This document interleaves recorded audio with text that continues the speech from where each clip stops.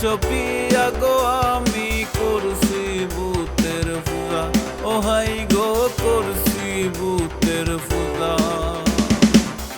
পাগল হাসান হইছন